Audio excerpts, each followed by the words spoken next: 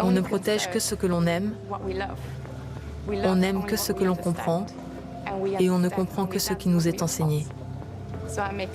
C'est ce que je fais en tant qu'instructrice avec mes élèves, protéger les océans et le récif corallien.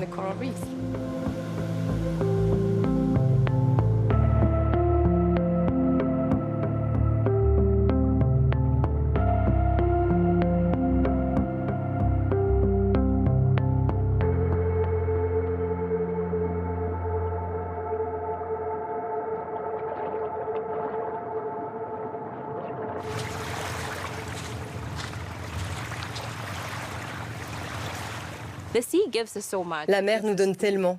Elle nous donne de la nourriture, des moyens de subsistance, notre économie. Et qu'est-ce qu'on lui fait? Nous jetons des ordures et nous prenons plus d'espèces qu'elle ne peut en générer.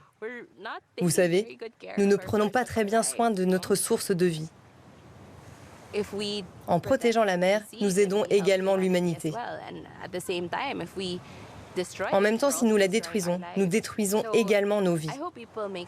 J'espère que les gens feront un effort pour comprendre pourquoi c'est si important. Mais le plus important à savoir est que chaque souffle que vous prenez provient de l'océan. C'est cela qui doit vous inciter à faire un effort pour protéger les océans.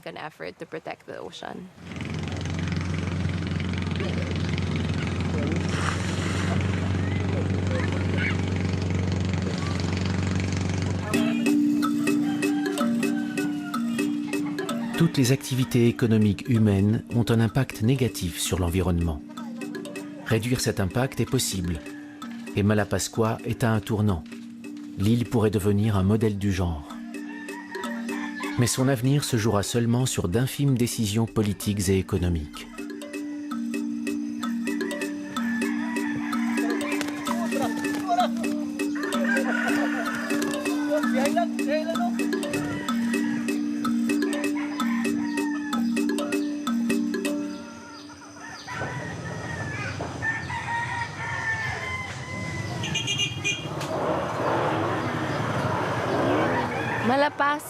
Malapascua est de plus en plus populaire.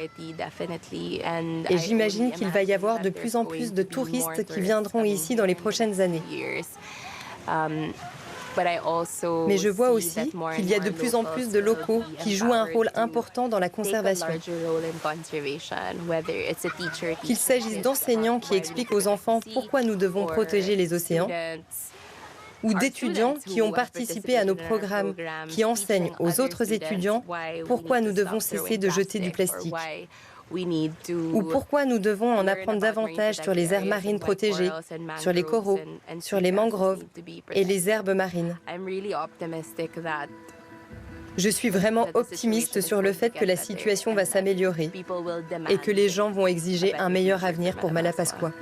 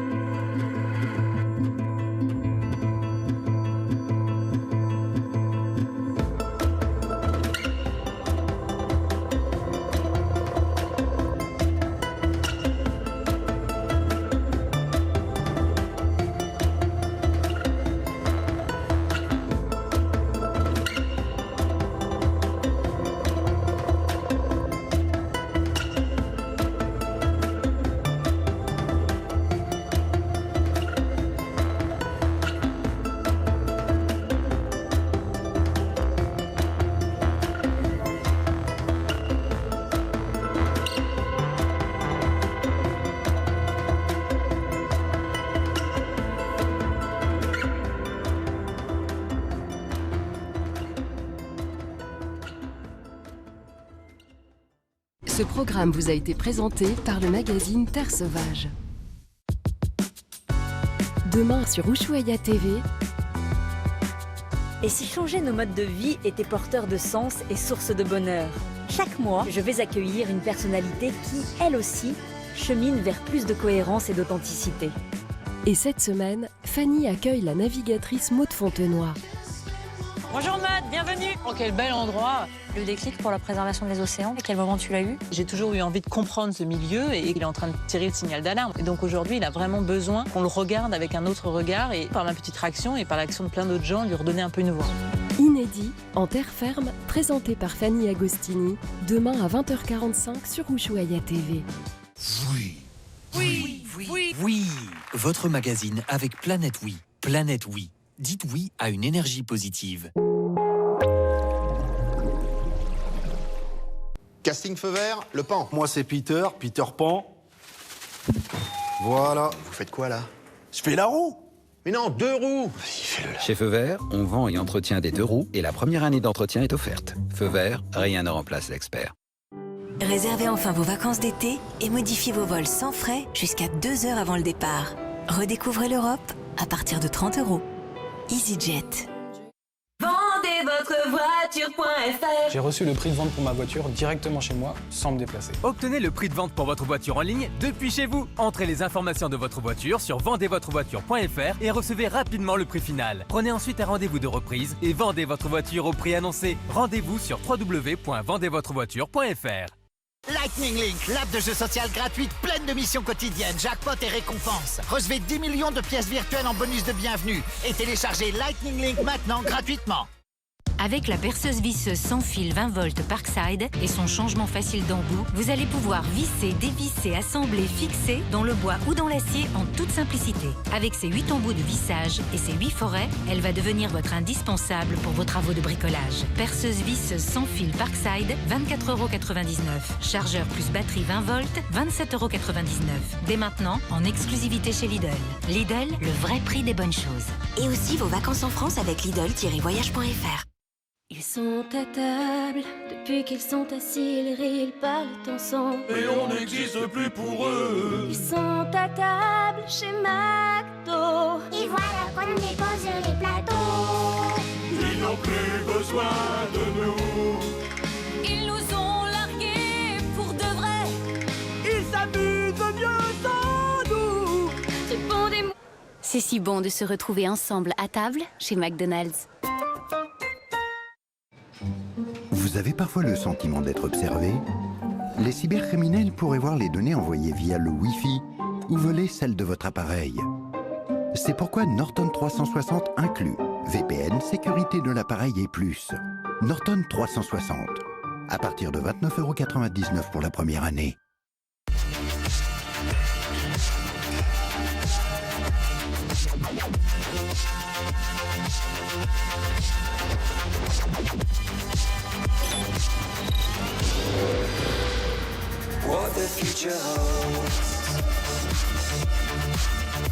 Repartez au volant du 2008 électrique avant la baisse du bonus et profitez d'aide à la reprise jusqu'à 5 000 € chez Peugeot.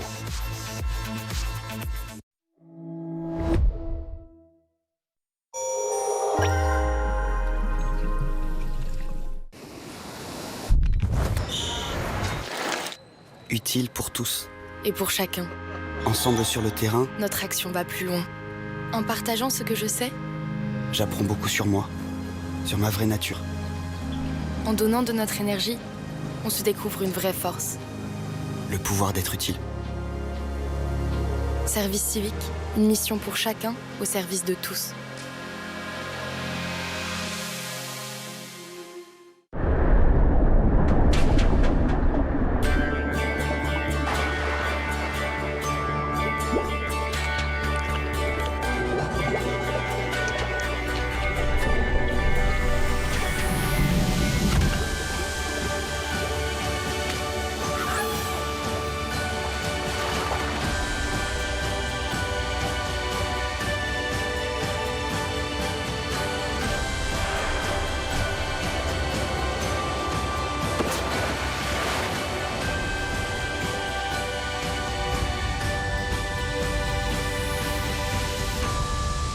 Au nord-est de la Nouvelle-Zélande, une chaîne de volcans sous-marins longue de 1400 km s'étire dans l'océan Pacifique.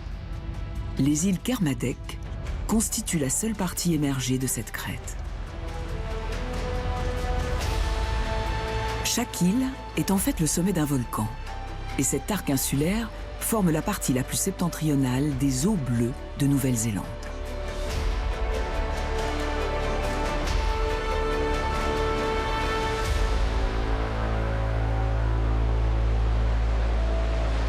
L'océan qui s'étend à perte de vue entre la Nouvelle-Zélande et les îles du Pacifique ressemble à un désert, dépourvu des substances nécessaires à l'épanouissement de la vie. Mais dans ce désert, les îles Kermadec constituent une véritable oasis. Tout au long de l'année, une remontée d'eau riche en substances nutritives, provenant de la fosse océanique proche de l'archipel, fournit en permanence juste ce qu'il faut pour nourrir la faune et la flore environnantes. Mais au printemps, un événement se produit et affecte la vie de tous les habitants merveilleux et étranges de ce lieu magique. Le mérou troquera ses taches contre des rayures pour remporter les faveurs d'une femelle, tandis qu'une bande de maraudeurs s'attaqueront aux œufs d'un de leurs voisins, même s'ils sont très bien cachés.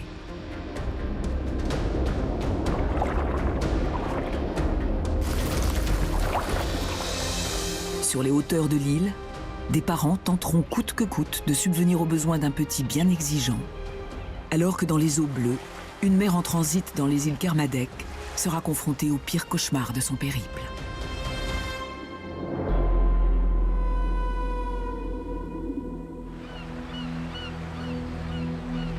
C'est le mois d'octobre dans les îles Kermadec, et la prolifération printanière a déjà commencé.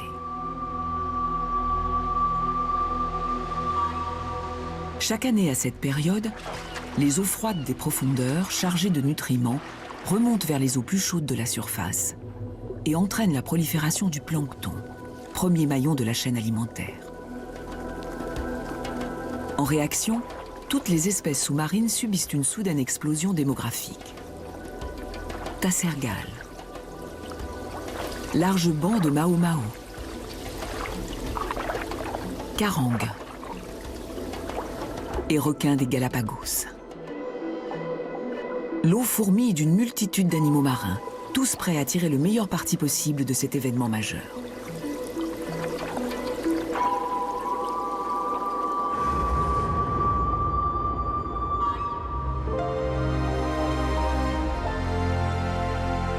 L'île Raoul est la plus grande des îles Kermadec. Ces denses forêts de Poutukawa nous expliquent de quelle manière la vie est arrivée jusqu'ici.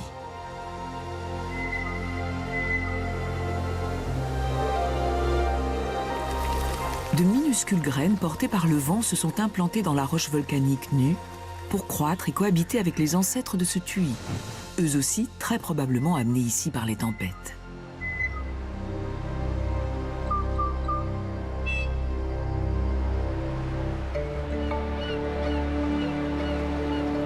Les oiseaux marins ont sans doute été parmi les premiers à découvrir ces roches nues.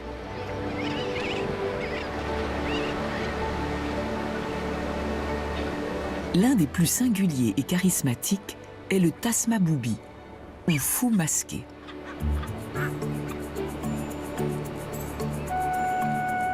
Il tire son nom du masque noir qui couvre ses yeux et de son comportement téméraire.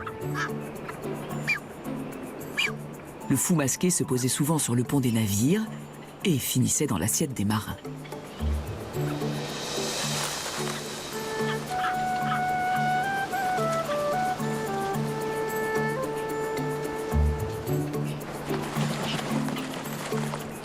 Ses pattes et ses palmes sont colorées et l'envergure de ses ailes peut dépasser les 2 mètres.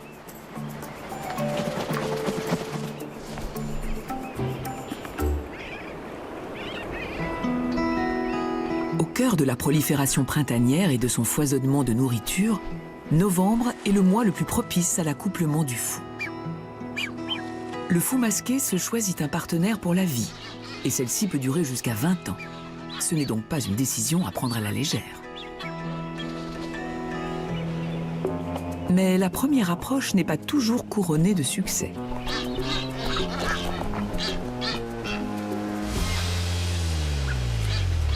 Pour attirer l'attention de la femelle lors de la parade, le mâle doit démontrer ses talents de bâtisseur.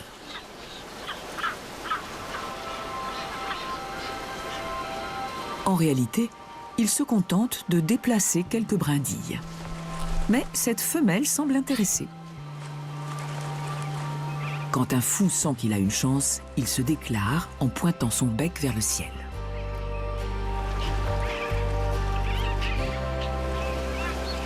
Le couple, une fois formé, passe alors à l'entrechoquement des becs et au lissage des plumes.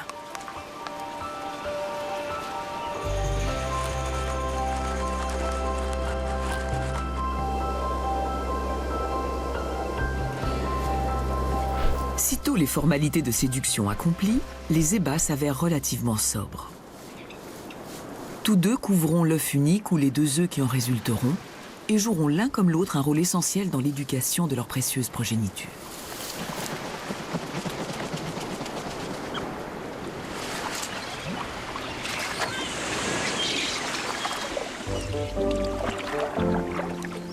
Les îles Kermadec hébergent également la plus grande population néo-zélandaise d'un poisson particulièrement intrigant, le mérou trousquin.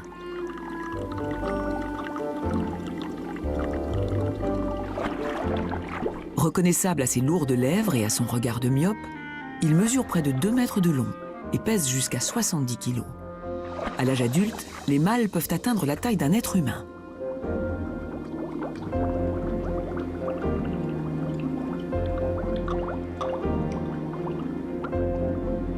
Le mérou trousquin peut à sa guise changer de couleur et de motif, passant ainsi du noir au blanc à rayures.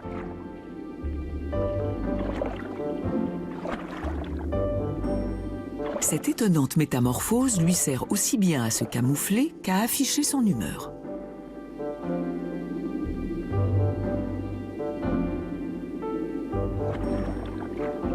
Ce mâle de couleur sombre est dans un état de faible excitation. Mais cela ne va pas durer.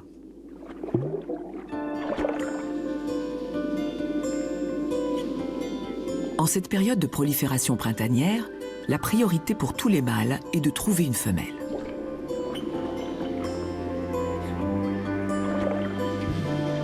Ce grand gaillard entouré de jeunes carangues a repéré une cible.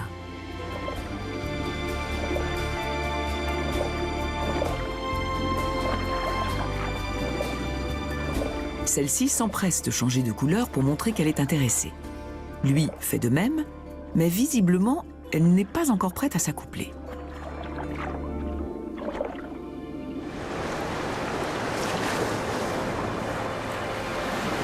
Au printemps, la région accueille une autre espèce.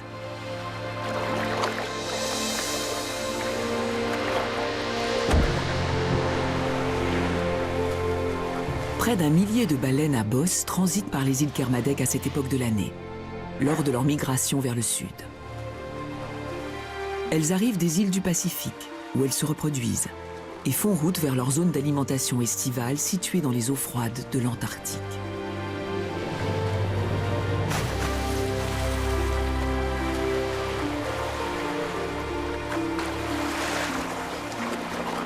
Malgré l'abondance de plancton, cette femelle à bosse ne consommera rien sur place, ni à aucun autre moment du voyage de plusieurs mois, qui les emmènera, elle et son baleineau, vers le sud.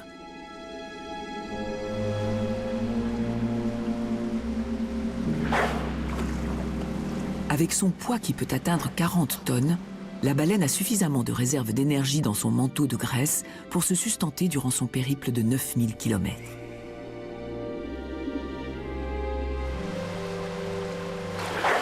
Son petit, lui, n'est âgé que de quelques mois.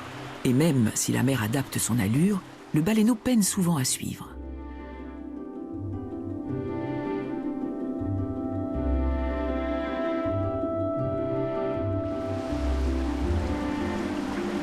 Il doit également remonter à la surface pour respirer plus fréquemment que sa mère.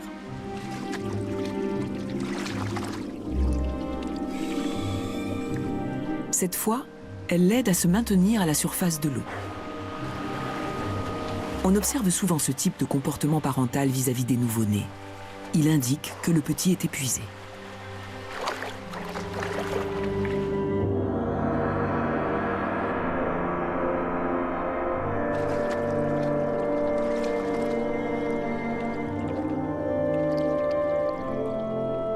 Cette halte aux îles Kermadec tombe à point nommé pour le baleineau affamé.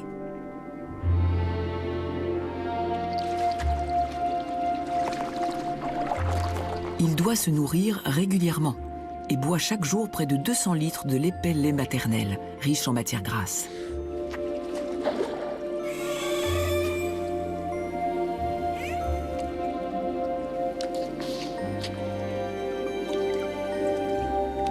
La mère n'allaite pas, mais projette son lait dans la bouche de son petit à l'aide des muscles de ses glandes mammaires.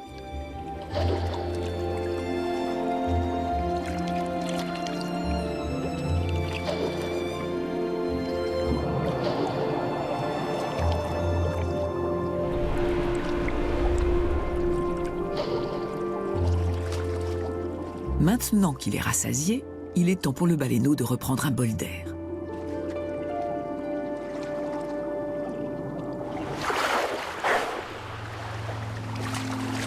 Pendant près d'une année, il dépendra entièrement de sa mère.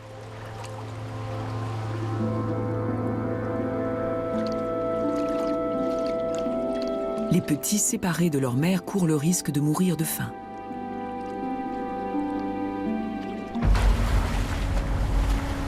Ou de croiser le chemin d'autres visiteurs de l'oasis Kermadec.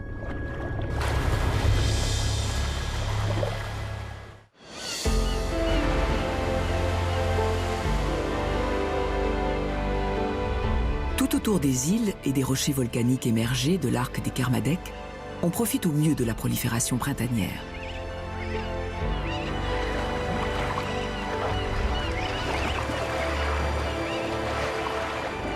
Chaque espèce est instinctivement amenée à consommer autant de nourriture qu'elle le peut durant cette période de multiplication du plancton.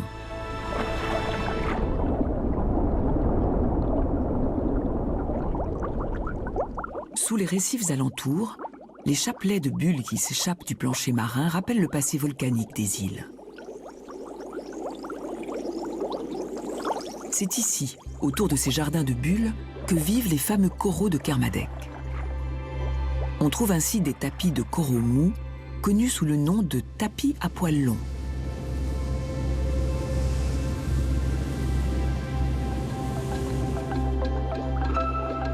Des tours de coraux durs.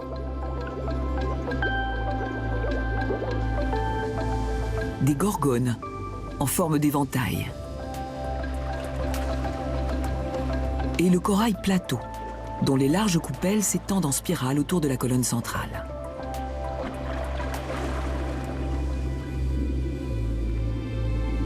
Dans cette zone subtropicale, où les températures sont bien plus froides que dans les tropiques, les coraux durs de Kermadec ne forment pas des récifs interconnectés, mais des sortes d'îles. Ces îles accueillent plusieurs habitants des Kermadec, et certains d'entre eux préfèrent rester discrets. Comme cette rascasse, à la mine grincheuse. Ou l'étrange lièvre de mer, qui n'est pas une plante mais une sorte de limace marine. Ou encore le très bizarroïde oursin diadème. Ce curieux globe, qui ressemble à un œil à l'affût, est en réalité son anus. Parmi ces curiosités de la nature, une autre créature se distingue, mais elle n'entretient pas les meilleures relations avec le corail. En fait, c'est de lui que la couronne du Christ se nourrit. L'arcantastère pourpre est une étoile de mer qui possède un œil primitif à l'extrémité de chaque bras.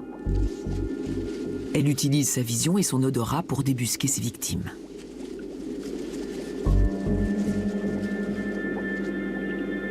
Lorsqu'elle atteint une île de coraux, elle agrippe sa proie de ses bras couverts d'épines, retourne son estomac comme un gant et digère les polypes vivants du squelette corallien.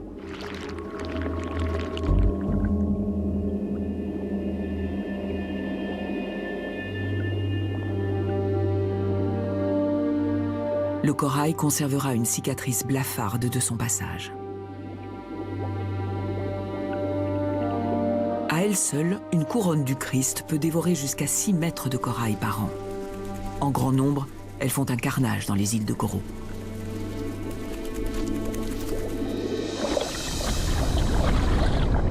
Il existe très peu d'espèces endémiques aux îles Kermadec.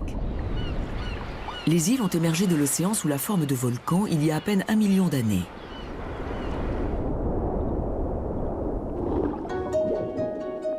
Durant cette période, ce poisson, nommé Parma kermadescensis, a évolué pour devenir une espèce bien distincte, qu'on ne trouve nulle part ailleurs. Ces jolis petits poissons sont des spécialistes du jardinage. Tous les adultes s'occupent d'une parcelle d'algues qu'ils tondent régulièrement en la grignotant. Bien que cette activité puisse sembler paisible, elle les expose à une quantité de prédateurs potentiels de formes et de tailles diverses, parmi lesquels le mérou, qui fait 50 fois leur taille.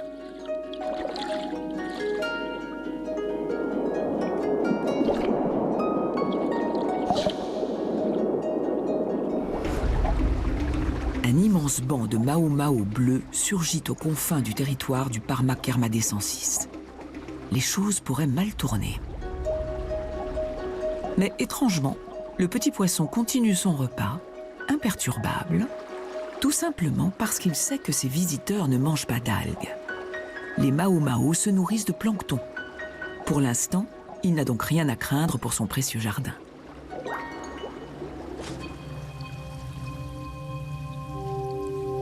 Chaque année, à la même période, les résidents des îles Kermadec ont le privilège d'entendre un son d'une beauté envoûtante résonner à travers le monde sous-marin. Le chant d'une baleine à bosse mâle.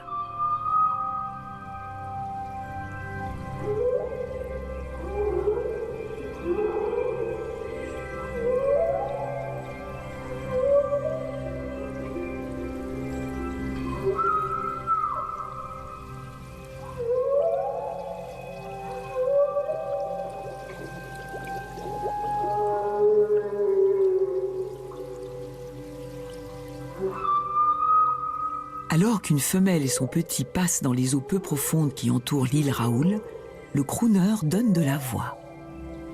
Son chant est destiné à la femelle adulte qu'il espère séduire.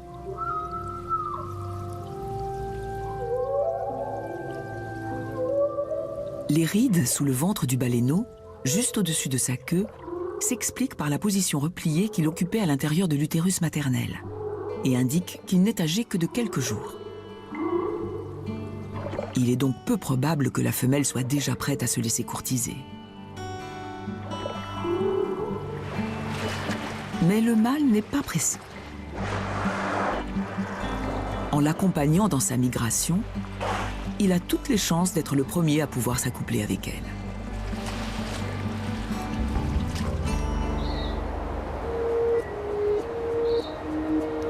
L'intérieur de l'île Raoul est un monde oublié, isolé par l'immensité du Pacifique.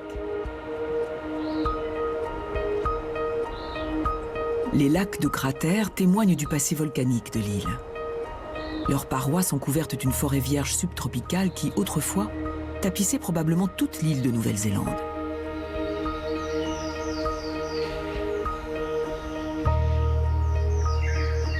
Ici pousse le Poutukawa, cet arbre ancien dont la forme évoque le figuier étrangleur, et le palmier Nikao de Kermadec.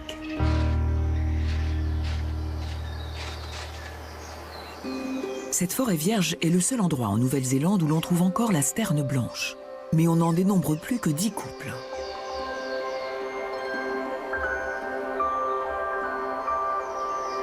Ce frêle oiseau ne construit pas de nid. Il pond à même les branches et prie pour que ses œufs ne tombent pas.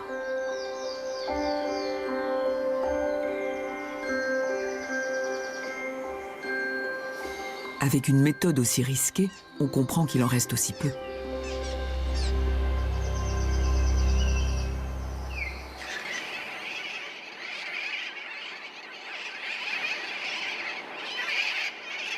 Une espèce voisine, le nodi gris, compte en revanche plusieurs milliers d'individus.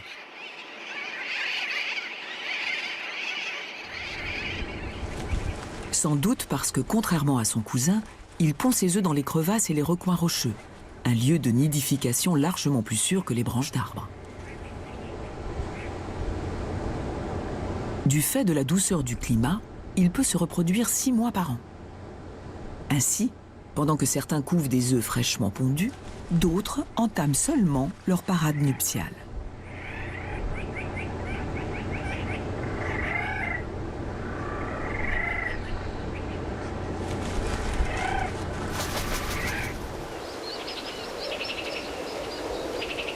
Au nord-ouest de l'île Raoul se trouvent les îlots Meyer. C'est là que la centaine de couples de fous masqués élèvent chaque année leurs petits.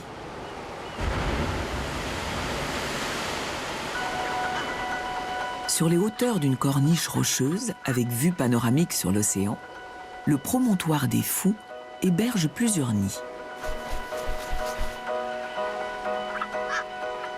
Ces deux-là ont dû réserver leur emplacement longtemps à l'avance pour pouvoir assister quotidiennement au batifolage des baleines à bosse. Ils ont déjà un oisillon, dont le duvet pelucheux indique qu'il n'a probablement pas plus de 2 semaines. Le mâle et la femelle assumeront tour à tour son toilettage et se relayeront pour le nourrir durant les 8 semaines qui suivront.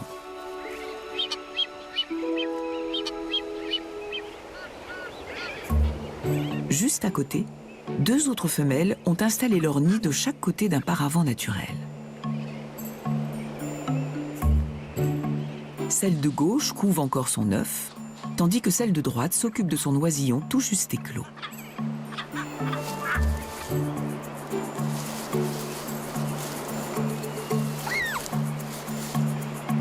Leurs mâles sont sans doute partis pêcher en mer.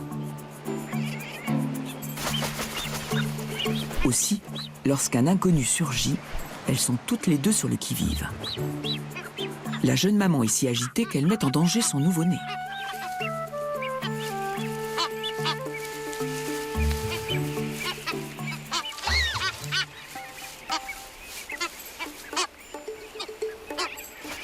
Sous le regard des voisins curieux, les 2 mères laissées seules se liguent pour chasser l'intrus.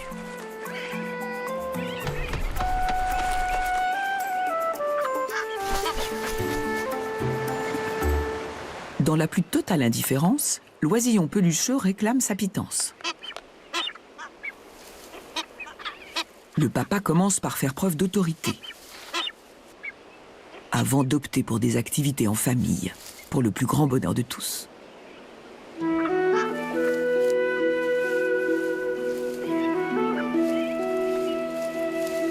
Tout au long de la saison de reproduction, la famille continue d'échanger des brindilles et de réarranger le nid. Et les petits s'empressent d'imiter leurs parents.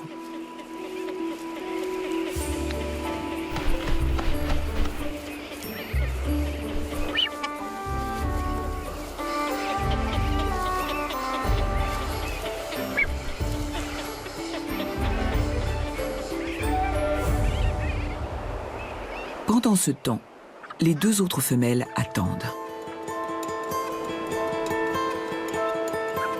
Si leurs mâles ne reviennent pas rapidement prendre la relève, l'oisillon et l'œuf risquent d'être en danger.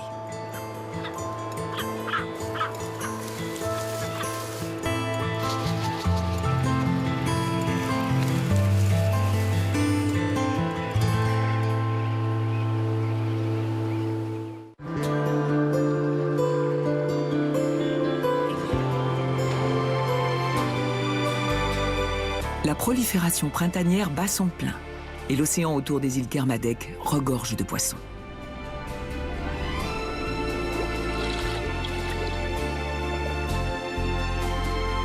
L'augmentation du trafic entraîne immanquablement des querelles territoriales.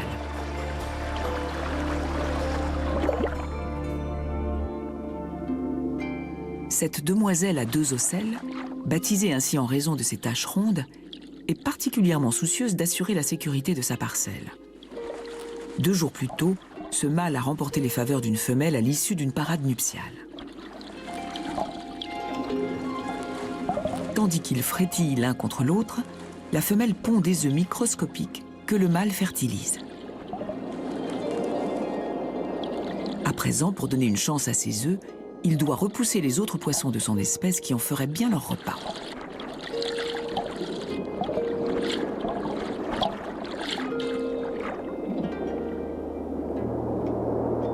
Il bénéficie d'un répit momentané, mais une bande de tassergales mal intentionnés se dirige vers lui. Bien qu'ils se nourrissent principalement d'algues, ces poissons ne dédaigneraient pas ce frais.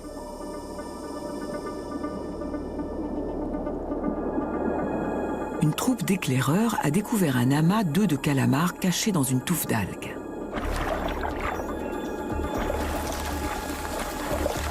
La bande de prédateurs s'y attaque sans pitié et dévore les œufs en se passant le butin.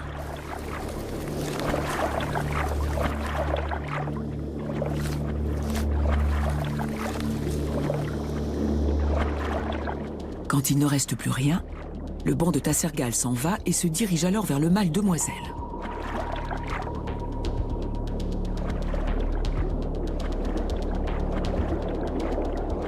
Par chance, il passe sans le remarquer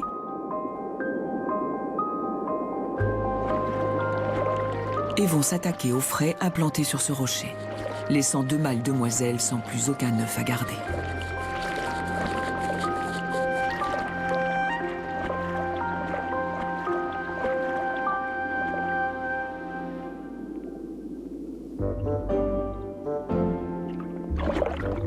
C'est un moment de l'année particulièrement éprouvant pour tous les mâles des îles Kermadec. Leur instinct les pousse à transmettre leur gènes.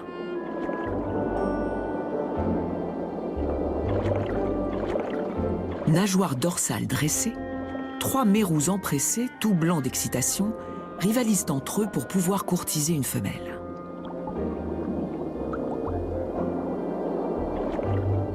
Mais celle-ci demeure aussi noire qu'elle peut l'être, indiquant ainsi qu'elle n'est pas intéressée.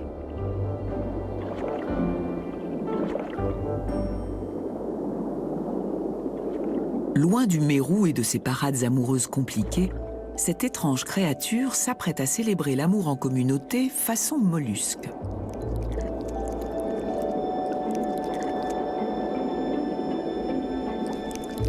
Le lièvre marin géant se déplace à travers les eaux grâce aux expansions ailées de son manteau.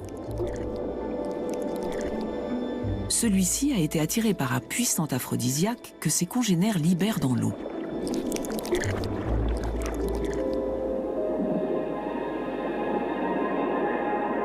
Contrairement aux apparences, ce groupe de lièvres marins n'est pas en train de danser la chenille, mais de s'accoupler. À mesure que d'autres les rejoignent, l'ensemble se délite en un monticule qui oscille doucement au rythme du courant. Tous les participants du dessus sont des mâles. Celui-ci est en train de féconder la femelle voisine, tandis qu'elle féconde l'individu situé près d'elle, car chez cette espèce, la femelle est aussi un mâle.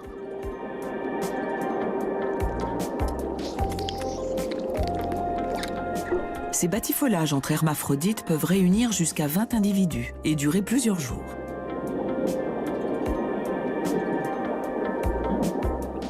Pas étonnant que le lièvre marin en profite au maximum. Son espérance de vie ne dépasse pas 1 an.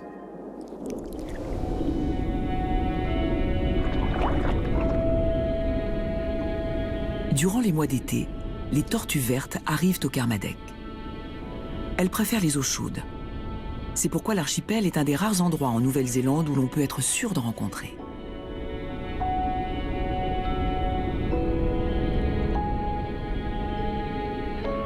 Lors de leur halte, ces tortues peuvent rester sous l'eau pendant plus de 4 heures. Mais pour celles-ci, il est temps de reprendre la route.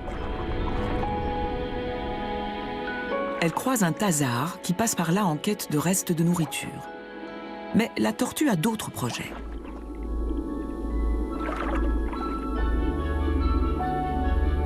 Les thasards sont capables de prendre de gros risques pour grappiller des miettes.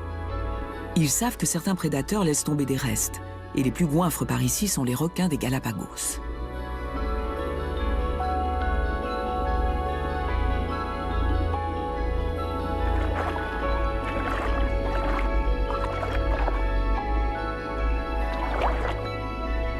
Bien souvent, un thasard choisira un requin et le suivra comme son ombre, au grand déplaisir du squale.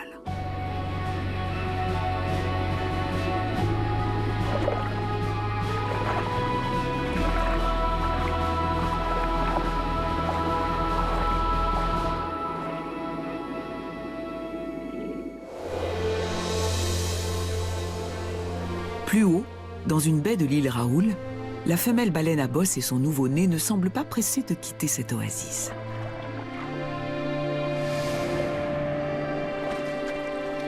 Le baleineau est d'humeur joueuse et s'essaie maladroitement à faire claquer ses nageoires pectorales.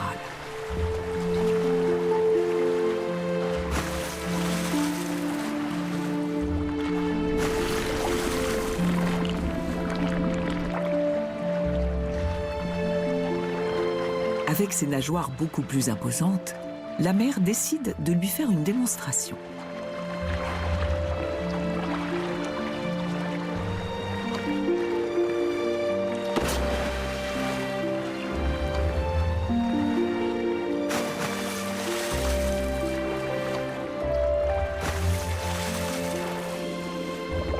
Le jeu est très important dans l'éducation du baleineau.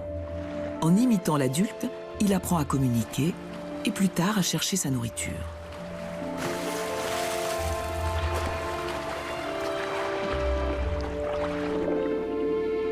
Il est temps maintenant d'apprendre le lobtail, une technique qui consiste à frapper violemment la surface avec sa queue et qui permet aux baleines de communiquer à de longues distances. La mère donne l'exemple et le baleineau fait de son mieux pour l'imiter.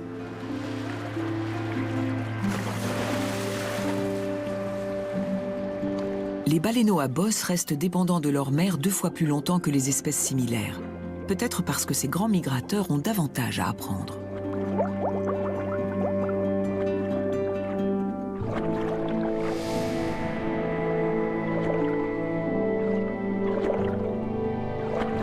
Le cours se termine par un saut hors de l'eau.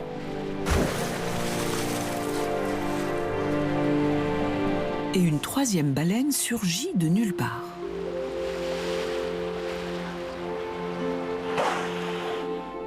Il s'agit d'un baleineau, et bizarrement, il est seul.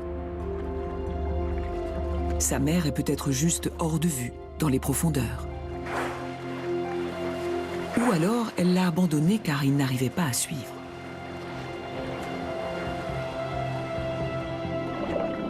Durant quelques heures, il fait route avec ses nouveaux amis, jusqu'à ce que la femelle et son petit s'éloignent vers le soleil de fin d'après-midi, laissant à nouveau le baleineau livré à lui-même.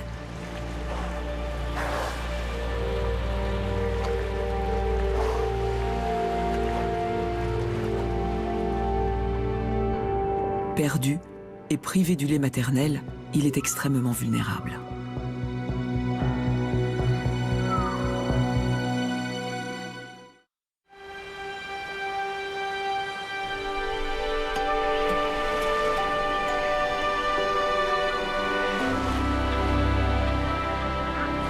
Sur le promontoire des Fous, l'un des parents et son oisillon pelucheux, qui a maintenant bien grandi, observent les visiteurs qui batifolent dans leur baie. Les parents se relaient pour pêcher, car plus le temps passe, plus leur petit devient gourmand.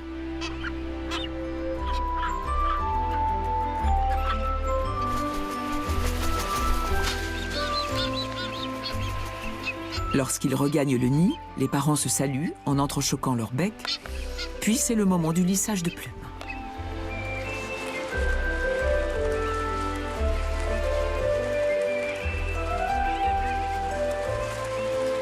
Impatient, l'oisillon qui sent approcher l'heure du casse-croûte fait vibrer son gosier.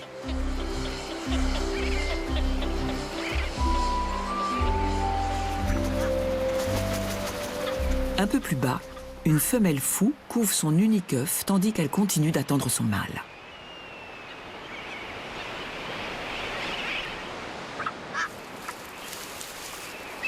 L'oisillon de sa voisine grandit. Son duvet commence tout juste à pousser. Il semble affamé. Mais un parent seul ne peut pas abandonner son petit pour aller pêcher.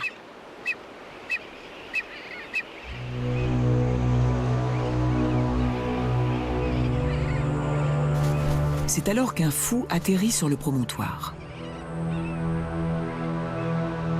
Leur façon de s'éviter du regard n'est pas un bon signe. Il s'agit peut-être d'un intrus. Mais bientôt, le mâle amorce un mouvement, auquel la femelle répond en faisant mine de construire un nid, indiquant symboliquement qu'elle accepte son retour.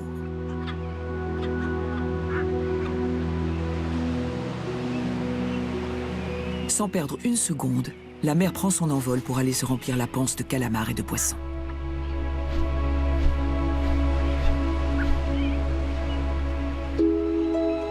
C'est à présent au mâle de prendre soin de l'oisillon.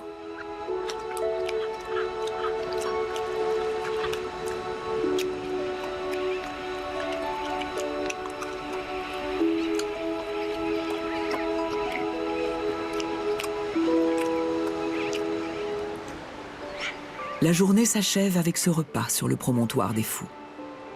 Et les nutriments contenus dans les déjections des oiseaux de mer contribueront en retour à la prolifération du plancton.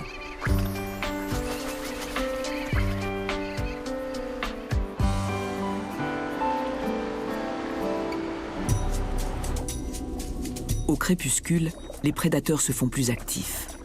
Les requins des Galapagos sont enclins au cannibalisme. Les jeunes apprennent donc à se méfier des squales adultes. Mais si leurs congénères les évitent, ce n'est pas le cas de tous les poissons. Ce requin a ainsi attiré une petite autostoppeuse. La jeune carangue semble jouer avec le feu, mais elle est bien trop petite pour intéresser un requin. Et de quel meilleur compagnon un petit poisson peut-il rêver, sinon de celui qui peut dévorer d'une seule bouchée ceux qui le menacent?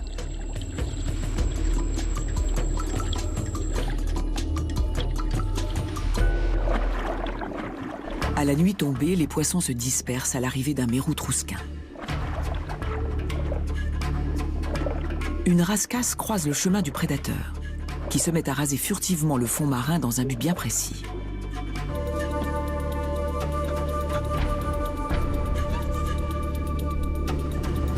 Il s'approche discrètement d'une roche pour voir qui s'y cache, et juste au moment où il va repartir bredouille, voilà qu'il coince un tassergale.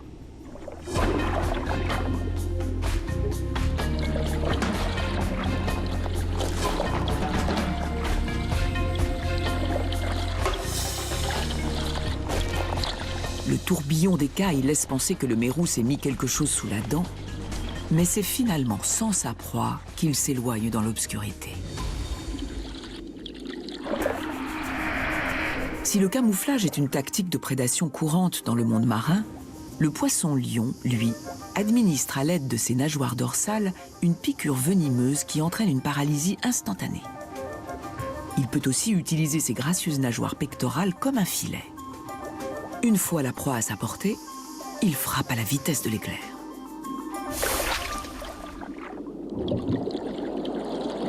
La rascasse utilise la technique du camouflage pour se dissimuler à la vue de ses prédateurs. Mais les requins sont capables de localiser une proie invisible en percevant le champ magnétique.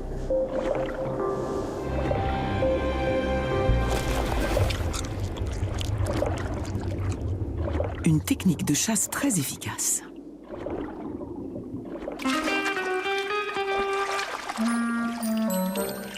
Comme le jour se lève, le mérou reprend une allure plus tranquille.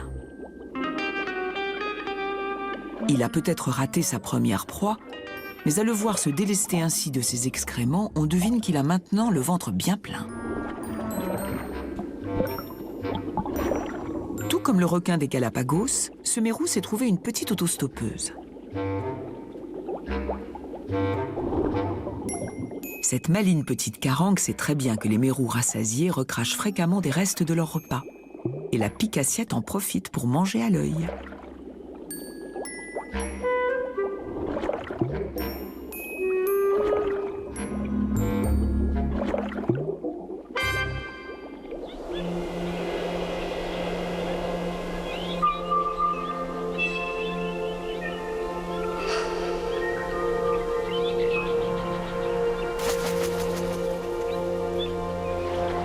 Au large de l'île Raoul, les lueurs du jour nouveau révèlent une cruelle réalité.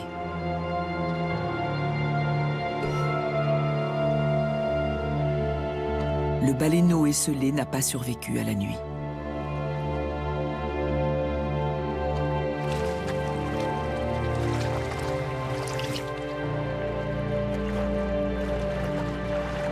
Plusieurs requins des Galapagos ont découvert son cadavre.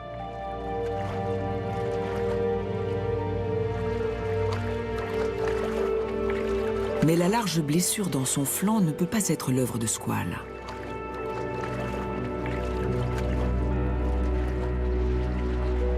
Peut-être est-il mort de faim.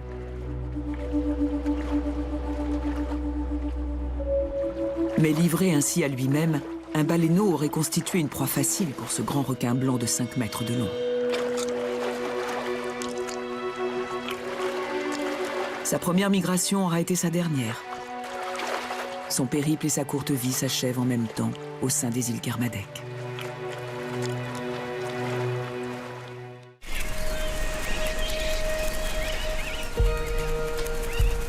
Nous sommes à présent à la fin décembre. Et la quantité de nutriments transportés à la surface par la remontée des eaux, qui avait déclenché la frénésie alimentaire et prédatrice chez tous les résidents des Kermadec, est presque épuisée. Ce fou masqué semble avoir avalé le poisson de trop.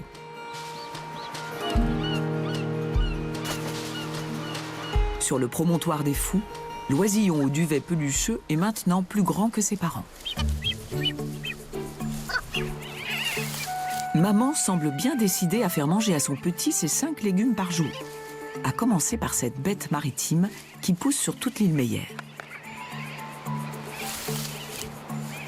Il faudra attendre encore quelques mois avant que cet oisillon soit prêt à s'envoler. D'ici là, ses parents soudés continueront de faire au mieux pour assurer sa survie.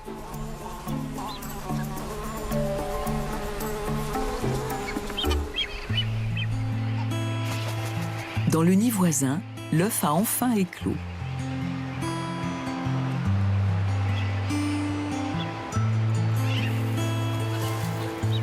La femelle dispense au poussin autant de soins qu'elle en prodiguait à l'œuf, mais en l'absence d'un partenaire pour la ravitailler, l'avenir pour elle et son petit est incertain.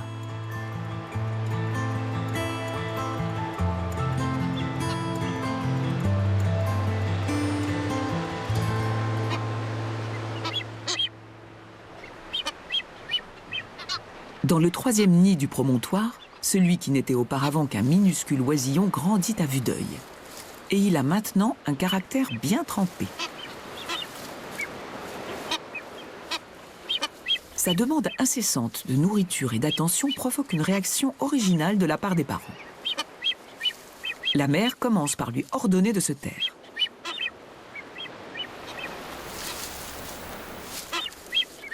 Faute de résultats, elle reprend la bonne vieille astuce de la construction symbolique d'un nid, maintes fois éprouvée.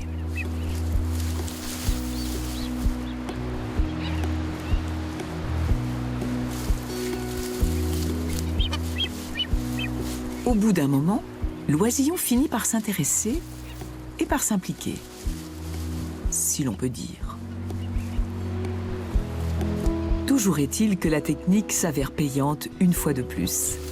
Et la mère obtient enfin un peu de tranquillité.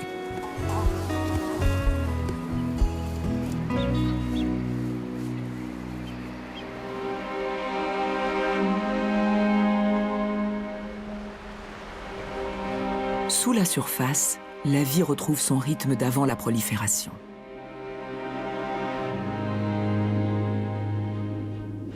Un banc de carangue s'approche d'un requin des Galapagos en maraude pour se nettoyer contre sa peau, aussi râpeuse que du papier de verre. Un couple de mérous trousquins passe à l'étape supérieure, sous le regard d'un mâle sans attache.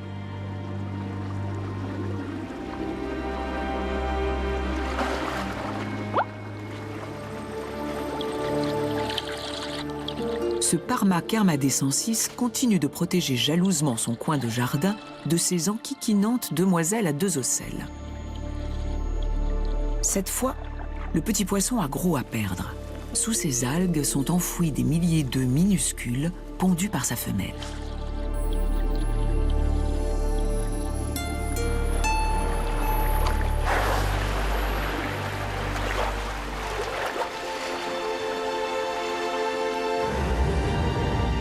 Il y a une semaine de cela, quand cette maman baleine à bosse et son petit sont arrivés dans les Kermadec, ce dernier n'avait plus la force de continuer.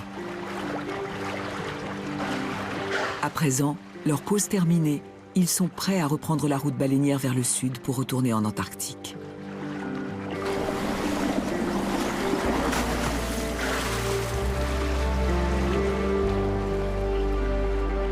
Mais juste avant qu'ils atteignent le large, un visiteur arrive. C'est un autre baleineau, et il est d'humeur guillerette.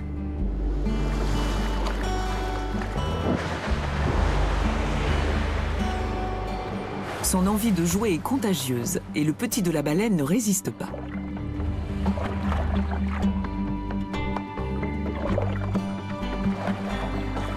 Mais cette fois encore, voilà un baleineau qui semble seul. Sa mère est introuvable.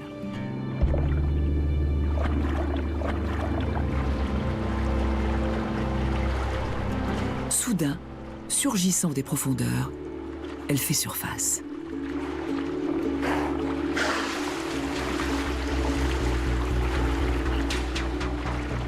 La femelle est escortée par un mâle.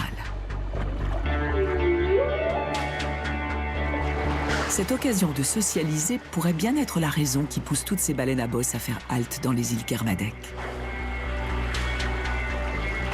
Tandis qu'elles se dirigent vers le sud, leurs routes vont se séparer. Mais qui sait? Peut-être ces géants se recroiseront-ils au cours de leur longue vie, la prochaine fois qu'ils feront étape dans cette oasis véritablement unique, au sein des eaux bleues de Nouvelle-Zélande.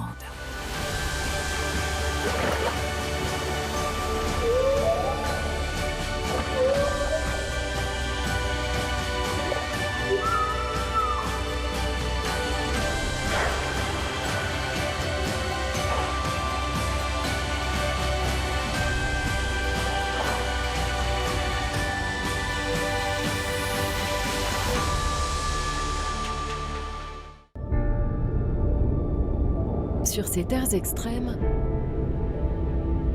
la vie est fragile. De son équilibre dépend le nôtre.